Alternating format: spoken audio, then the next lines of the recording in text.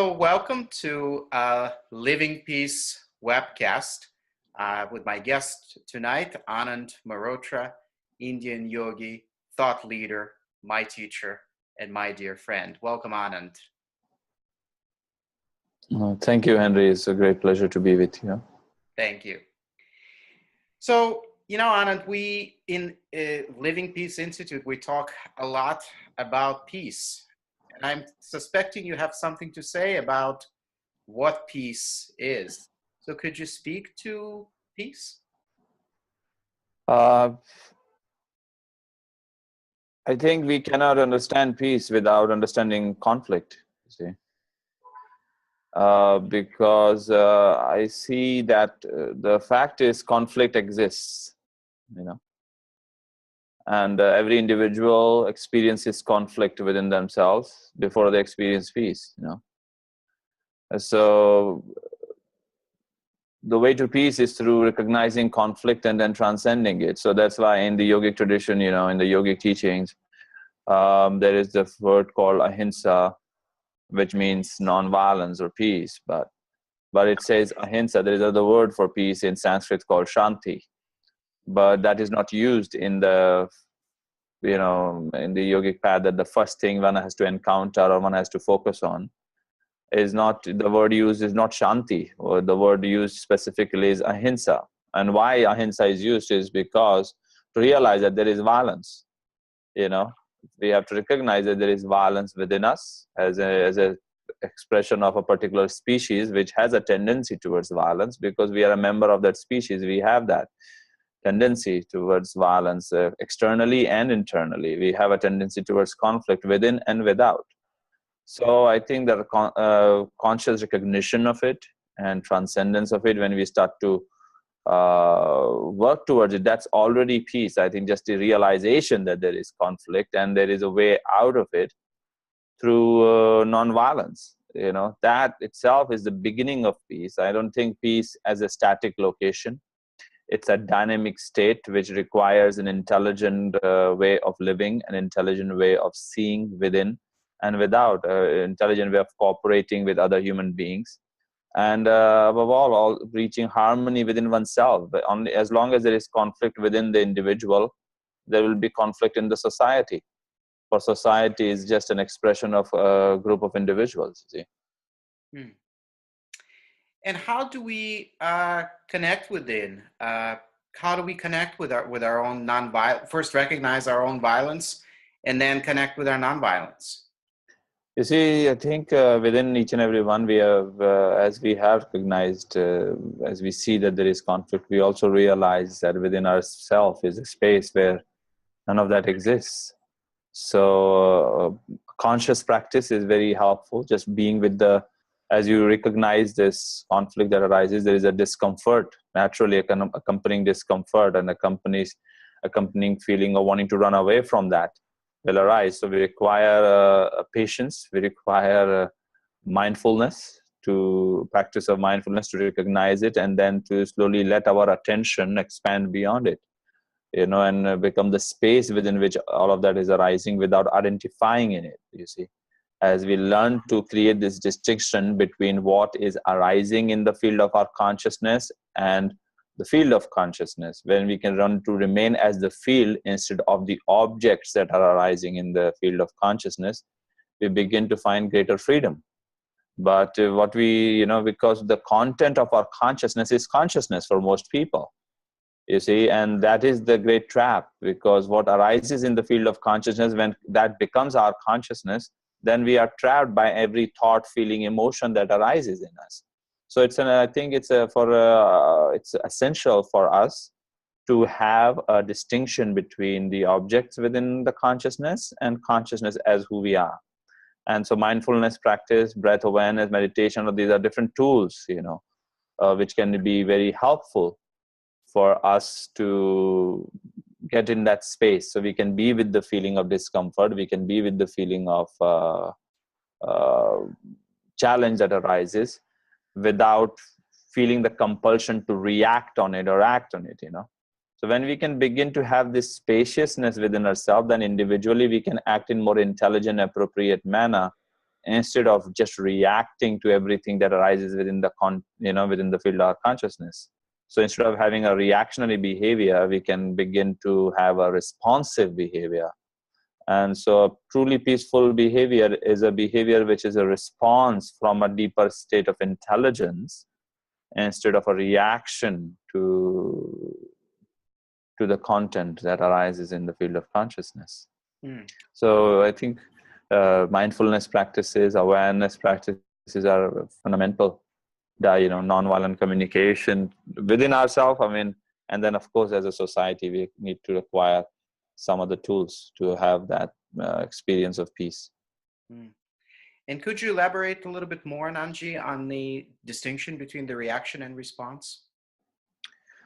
You see, in reaction, there is no space. In reaction, there is no space. The person who is in a reactive state is already made up their mind, you see. They have already made up their mind about a particular positionality. So the reactive person has shut down actually to new science or new information that might be arising, a new intelligence that might be arising. They have already made up their mind without proper analysis. They have, so they have reached a conclusion within themselves, and in that conclusion is a tendency to shut down to new knowledge, to new information, or to truth. So the reactive person is cut off from natural intelligence, from their own innate intelligence, and from something which might be very obvious, you see. And the reactive action is fundamentally first destructive to the person who is acting in from reactive place, not just to the people or the society or the environment around, but fundamentally it is destructive to the psyche of the individual who is acting from that place. So the moment we go into the reactionary state, our own physiology shuts down. We can measure the biochemical environment in our own body, the stress function will arise. It will be more acidic environment in the body. Our brain function will go from we will measure, if we were to measure the electromagnetic function in our brain, activity in the brain, we will find that it is more in the reptilian brain, flight or fight syndrome. So it's more about survival, not about evolution. While response, on the other hand, is more about evolution. It's not just about survival. So it's the individual who is acting from a place of response will have a greater spaciousness. When we have a response, it arises from a place of spaciousness within ourselves. We are open to understanding. We have not reached a conclusion and shut down. We are in a more open state, more receptive state. We are genuinely interested in reaching a greater understanding. You see, and that when we are in that state, there is a natural feeling of expansion which arises in us. There is a natural greater degree of silence there. And whenever there is a greater degree of silence, there is a greater capacity for communication, meaningful communication. There is a greater capacity for clear seeing without any projection. There is a greater capacity for us to maintain a certain level of equanimity in spite of changing circumstances.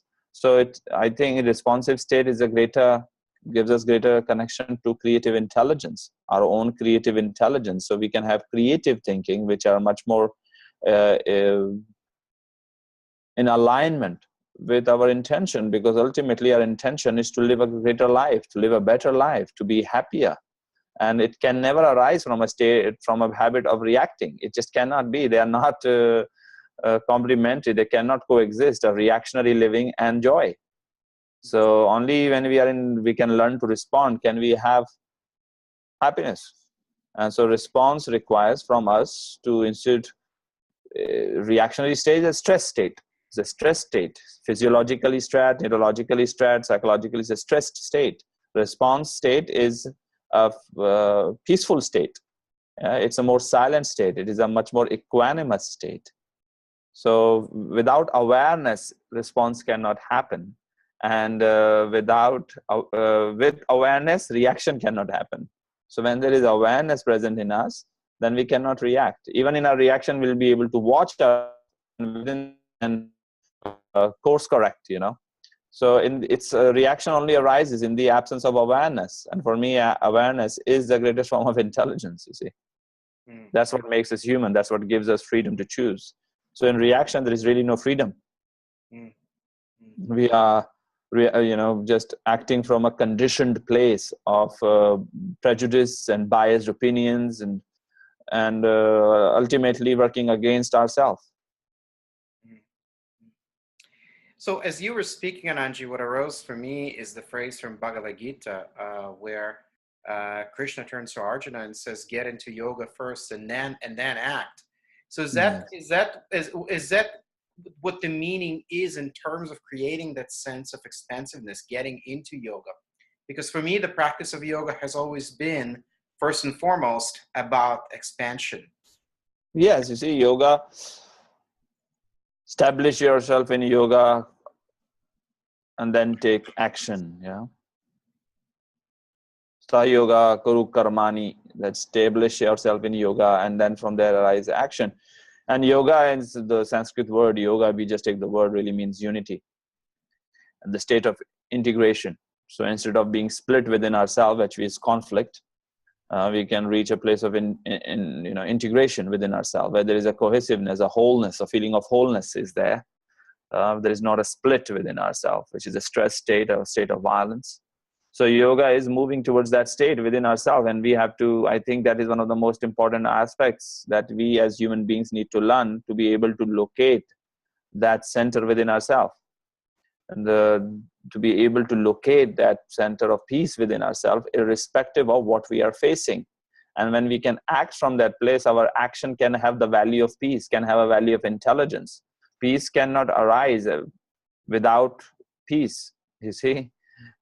So if we have the environment that within us is dominating of conflict, if we think we keep acting from this place of conflict, this attachment to conflict, and we keep acting from this place, we will find peace. That is, it can't work, you see, it can't work like that.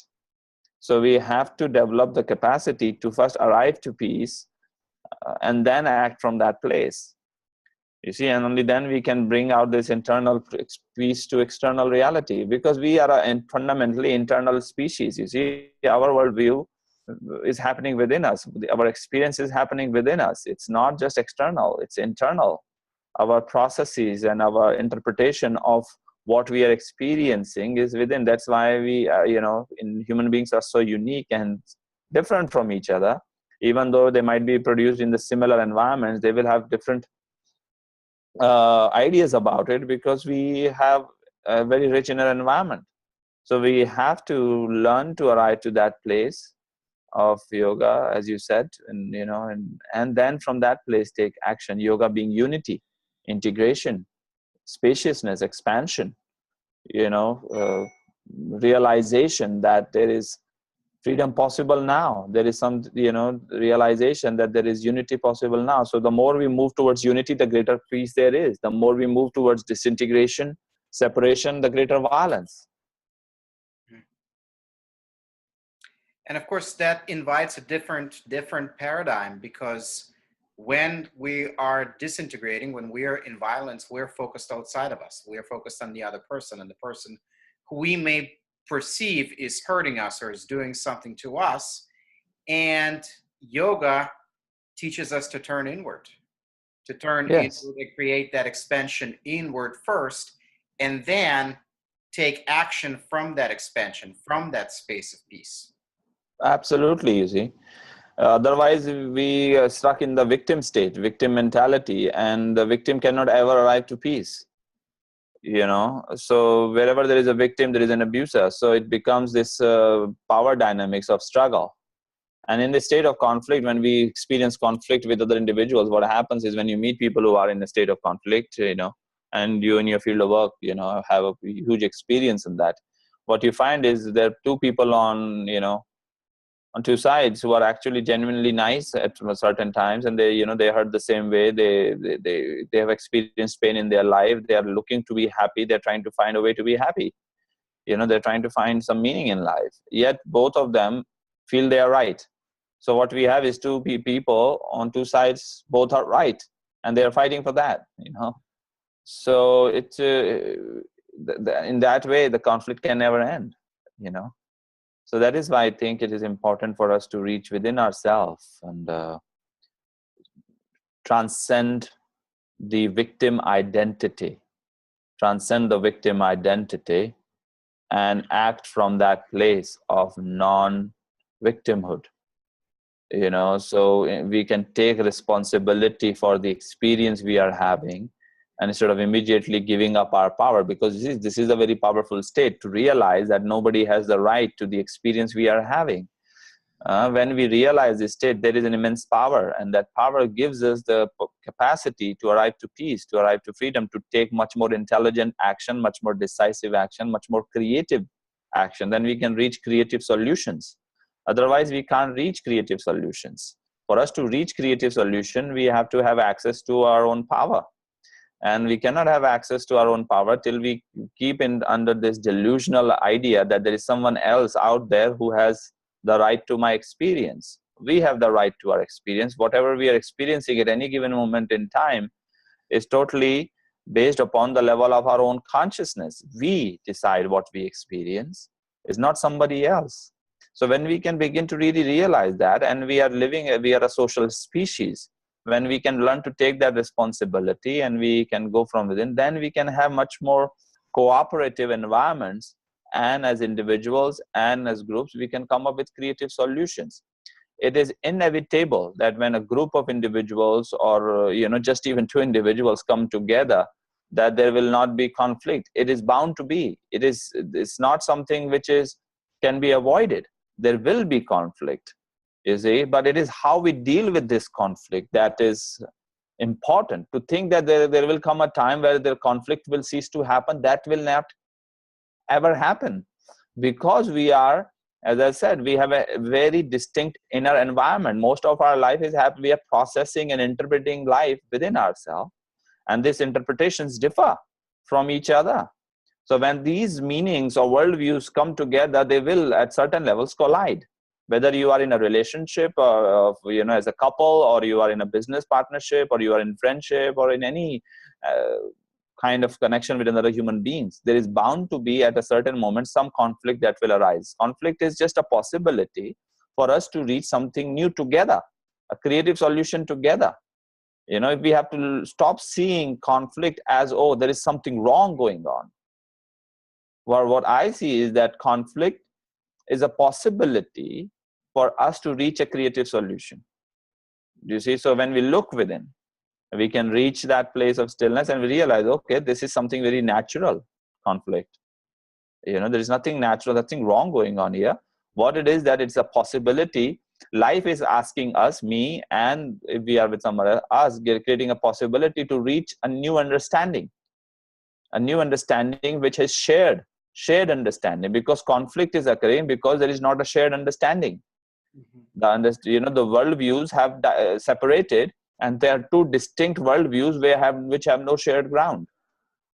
So in that, if we can go within and we can let go of the attachment to our own particular worldview or particular point of view, and move towards a common ground, maybe we arrive to a shared vision, a shared view, which is beneficial to us and to everybody. I mean, that's evolution. So if we look at nature thrives on there is always certain level of friction. Even when our atomic structure, there is friction. There is a certain level of tension which gives birth to creativity. So I think conflict is inevitable in this human society, but we have to learn as a species to deal with conflict in much more intelligent manner. How we deal with conflict is extremely violent. You see, we don't do well with conflict, and we cannot avoid it. You see, we think that there's a conflict, there's something wrong. We are fighting conflict. What we realize, we cannot fight conflict. Conflict exists, and we have to arrive within ourselves to a place where we are not identified to that pressure or the stress that conflict induces, and then we can use the conflict or that possibility to come to a more clearer understanding, or to a more evolved understanding. You see, that's how I see it. So as I hear it, Anandji, conflict creates an opportunity it creates an opening, an opportunity for expansion.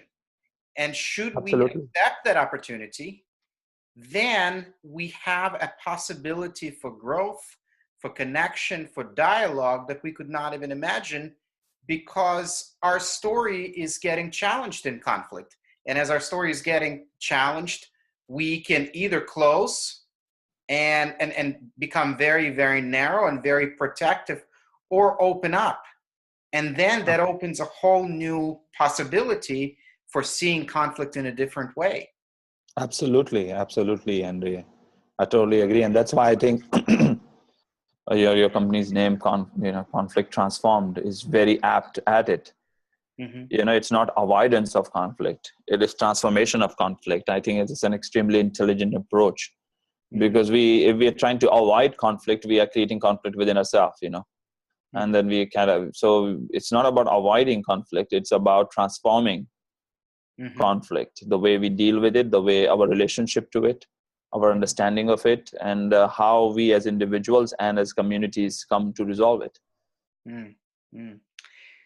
So to switch gears just a little bit, Anandji, as you know, Julie and I are planning to bring a group of students, followers to India in November.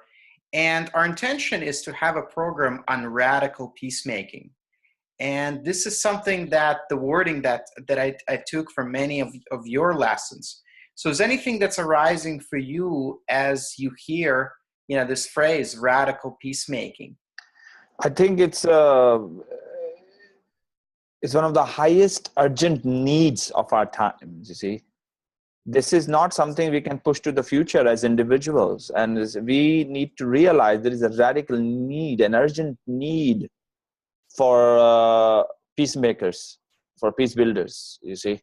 And I think the radical, yes, irrespective that this peace it's an important aspect for our life, irrespective of the circumstance or the time. So peace is not dependent, to create a certain perfect theatrical setting, a peace which is dependent on some utopic idea.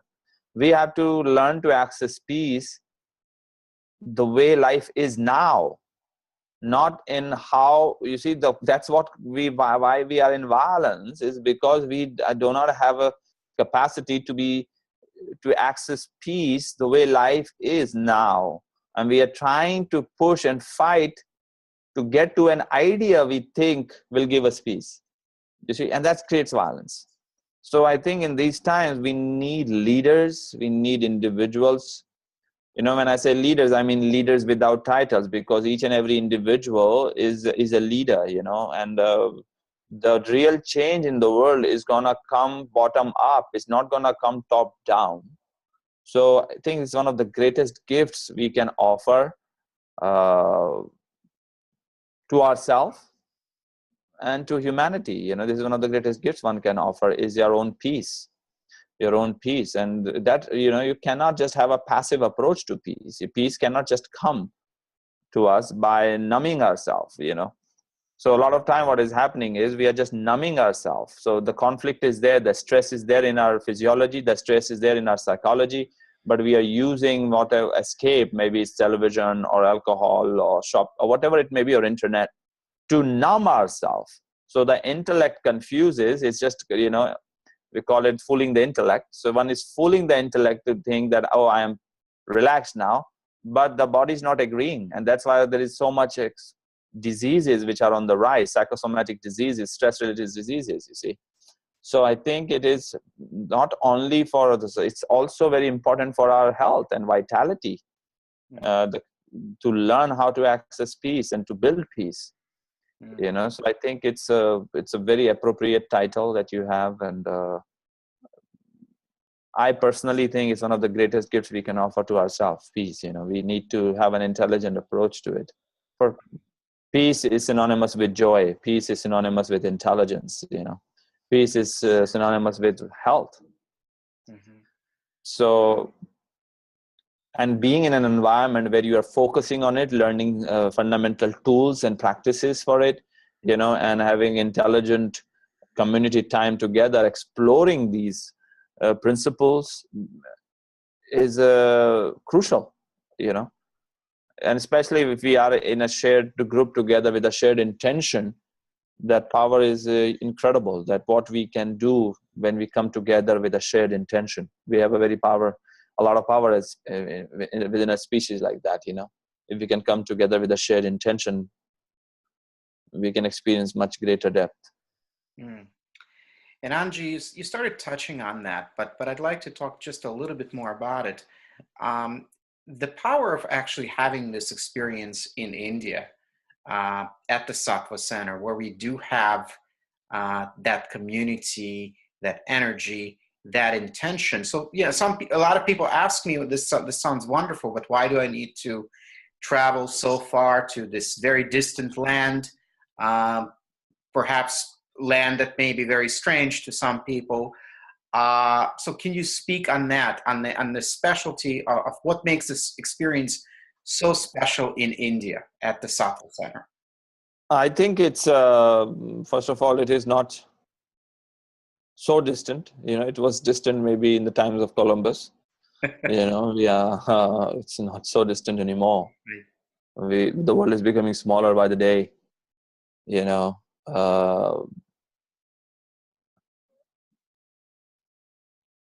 environment plays a huge role, and I think if we are interested in experience of peace, it is very, very helpful for us to step out of the bubble we are living in.